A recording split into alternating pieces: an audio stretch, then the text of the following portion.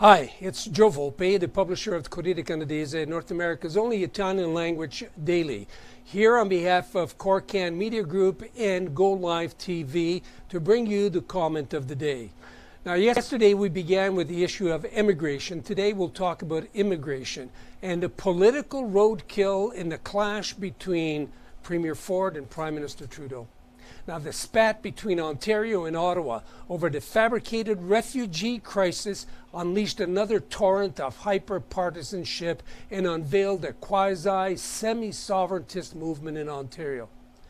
It's about the money and who's in control of how it should be spent. Not since the early successes of the Bloc Québécois in the early 1990s has Canadian Confederation met such a test over jurisdiction and policymaking. The picture that we have, but we're not going to show right here, of the press conference with John Tory and Bill Blair shows how far relations have deteriorated between Ottawa and Queen's Park, and by extension with the city of Toronto.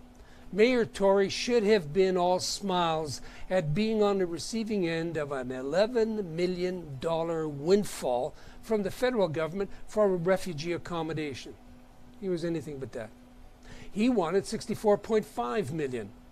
Prime Minister Trudeau's emissary, newly appointed minister, former Toronto Police Chief Bill Blair, acknowledged that there will be ongoing discussions, but the case for extra money has not been made yet. He looked genuinely perplexed. He must have remembered the G20 meeting in 2010 when, as police chief, he had difficulty spending the $1.3 billion, $860 million of it, for police services from various jurisdictions. The feds showered on the city for security at the time.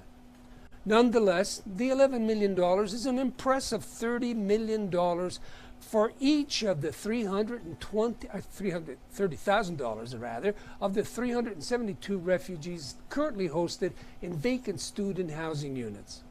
Minister Blair took pains to remind everyone that the amount claimed by the city is for unforeseen, that is, extraordinary expenses.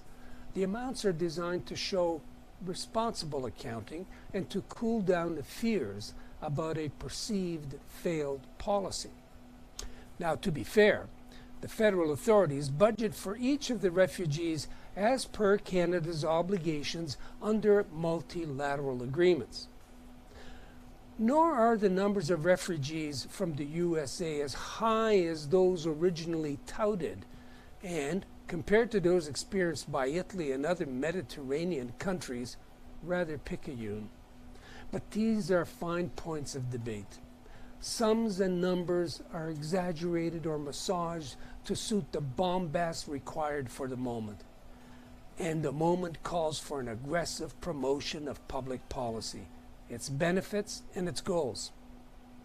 School marmers tut-tutting merely inflames visceral responses and puts relationships at risk. Mayor Tory is in the middle of an election campaign. He cannot be seen to be weak. Minister Blair, responsible for border security, but without a mandate letter that outlines to whom and how the bureaucracy at Canadian Border Services reports, looked uncomfortable at this half measure.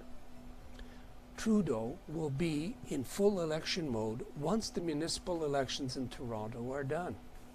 And he'll need more of the dwindling number of friends and allies at City Hall and on the ground. Ford spokespersons pounced on the check delivery as a cheap photo op, demanding instead the $270 million that Ontario is owed for the refugee crisis. It's a backhanded way of reminding Tory and Trudeau that the real negotiations are to be conducted with Ford. And he's not going to be easy. Doug Ford, a firm believer in the political axiom that the next election campaigns starts the day after the last one finished, is still in election mode. But he needs a boogeyman or a fall guy. And it's going to cost someone a lot of money and even more political capital. For Corriere Canadese, Joe Volpe, signing off and reminding you to hold on for just a moment as we switch to Italian and subsequently into Portuguese.